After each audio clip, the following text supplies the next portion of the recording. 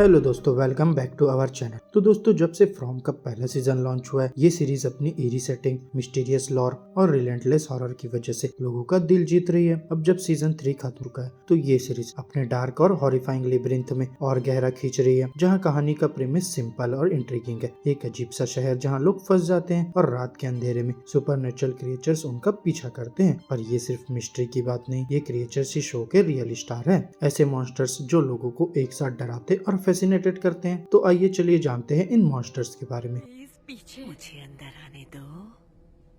मेघा नहीं।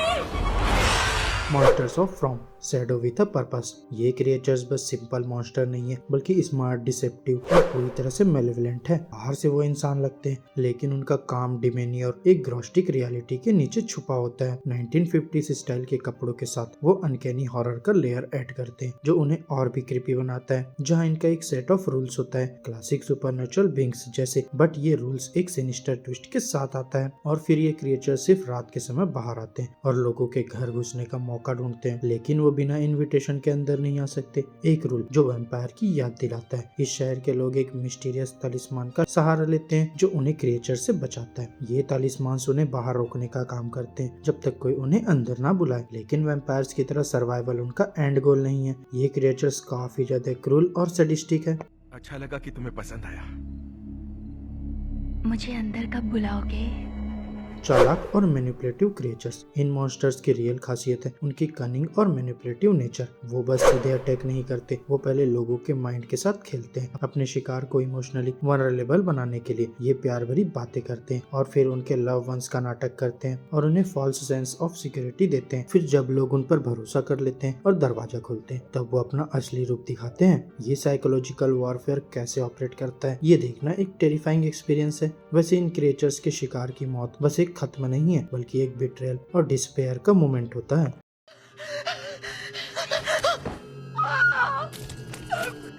सफरिंग के लिए भूख, ना कि सर्वाइवल के लिए। वैम्पायर्स या वेयरवुल्व्स के अलग, ये क्रिएचर सर्वाइवल या हंगर के लिए ऑपरेट नहीं करते। वो अपने विक्टिम्स को ब्रूटल और सर्जिकल तरीके से मारते हैं, जैसे कि उन्हें दर्द देने में मजा आता हो। इंटरेस्टिंगली, ये क्रिएचर्स अपने विक्टिम्स को खाते नहीं, जो इनके मोटिव्स को और भी मिस्टीरियस बनाता है। तो क्या ये एक मेलेवलेंट फोर्स के एजेंट्स है, या ये खुद इंडिपेंडेंट एंटिटीज है जो सिर्फ पेन और सफरिंग में थ्राइव करते हैं? ये सवाल और भी चिलिंग बन जाता है जब उनके रिचुअलिस्टिक वायलेंस को समझने की कोशिश करते हैं।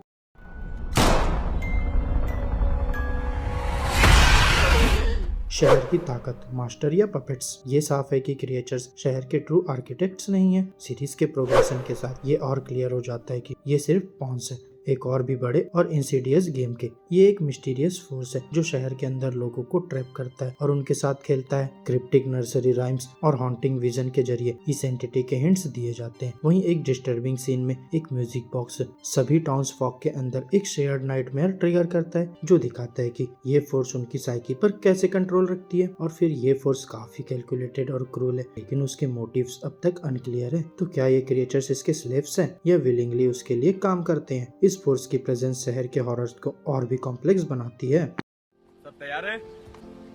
हम तैयार है जिम। दिन की सेफ्टी एक फ्रेजाइल रिप्रीव। शहर के लोग दिन के वक्त रिलेटिवली सेफ फील करते हैं, क्योंकि क्रिएचर्स अपने हिडन लेयर्स में छुप जाते हैं। ये लेयर्स शहर के आसपास के घने जंगल में होते हैं। वैसे जंगल में अनएक्सप्लेन्ड फिनोमेना और डेंजर्स हमेशा रहते हैं, जो दिखाता है कि ये सिर्फ एक फिजिकल लोकेशन नहीं, बल्कि सुपरनेचुरल फोर्स का एक एक्सटेंशन हो सकता है। दिन का समय एक टेम्पररी रिलीफ लाता है, लेकिन वो भी सिर्फ एक इल्यूजन है। लोग दिन भर रिसोर्सेस कलेक्ट करते हैं और अपने रात के डिफेंसेस स्ट्रॉन्ग बनाते हैं। ये साइकिल ऑफ फियर और प्रिपरेशन शो की टेंशन को और एस्केलेट करता है। नहीं, नहीं, अंदर चलो।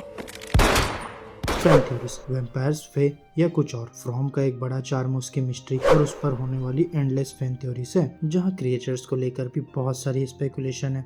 The vampire parallel, in creatures का नॉक्टर्नल नेचर और उनका इनविटेशन का रूल काफी क्लोजली वैम्पायर लोर से रिजेंबल करता है, लेकिन वैम्पायर्स की तरह ब्लड लस्ट इनका मोटिव नहीं लगता। ये टॉर्मेंट पे फोकस करते हैं। ये पैरेलल सजेस्ट करता है कि शायद ये एक रीइमेजिन्ड वैम्पायर माइथोस हो, जहाँ रोमांटिसिज्म को हटाकर प्योर मेलेवलेंस दिखाया गया है। द डार्क फाई कनेक्शन, कुछ थ्योरीज इन्हें डार्क फे के साथ कनेक्ट करती है, वो एंशिएंट फॉल्कलोर के फे जो क्रूल और अनप्रेडिक्टेबल होते थे। क्रिएचर्स के मैनिपुलेशन और चार्म उनसे मिलता है। तो अगर ये थ्योरी सही हो तो शायद क्रिएचर्स का ट्विस्टेड सेंस ऑफ प्ले ही उनके हॉरिफाइंग एक्शन को डिफाइन करता है, समथिंग इंटायरली न्यू। और ये भी हो सकता है कि फ्रॉम एक कम्प्लीटली न्यू मैथोलॉजी क्रिएट कर रहा हो। उनका रिफ्यूजल है कि वो क्लियर आंसर दे और ऑडियंस को गेसिंग और थ्योराइजिंग में इंगेज रखता है। क्या ये वैम्पायर से फे है या कुछ और है? ये सस्पेंस ही शो का एक मेजर एस्पेक्ट है।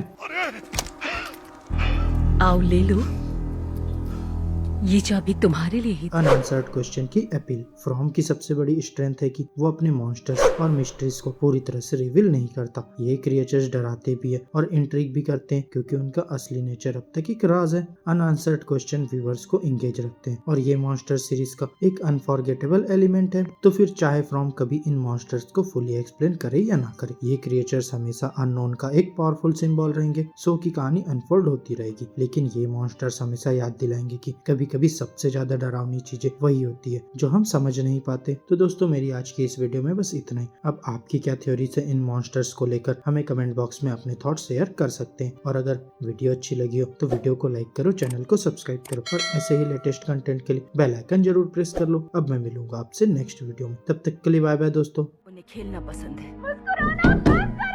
अगर बाहर आओगी तो मजा आएगा।